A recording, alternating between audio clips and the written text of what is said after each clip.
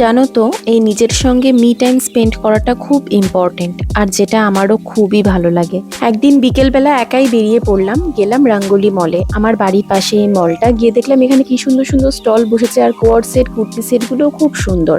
প্যান্টালুন্সে গিয়ে দেখলাম কি সুন্দর সুন্দর ব্যাগের কালেকশন এসছে। যাই হোক, তারপরে গেলাম জুডিওতে গিয়ে দেখলাম পুজোর কালেকশন বেশ ভালো উঠেছে, মানে কুর্তিগুলো খুব সুন্দর। আমি এই কুর্তিটা নিয়েছি, আর বৌদির জন্য একটা কুর্তি কিনে তারপরে চলে গেলাম ওপরে বাজার কলকাতায়। বাজার কলকাতাতেও বেশ ভালো কালেকশন, আশা করছি তোমরা আমার হাতিবাগানের ব্লগে দেখতেই পেয়েছো। তারপরে সিরিলের জন্য ট্রেন্ডস থেকে আমি দুটো টি শার্ট কিনি। কেনার পর খুব খিদে পেয়ে গেছিল বলে অর্ডার দিয়েছিলাম ফিশ অ্যান্ড চিপস আর chicken tawa fry. Fish and চিপসটা জাস্ট অসাধারণ খেতে ছিল। তারপরে চিকেন তাওয়া ফ্রাইটা আমার একটুও ভালো লাগেনি, তাই জন্য আমি বাড়িতে প্যাক করে নিয়ে চলে এসেছিলাম।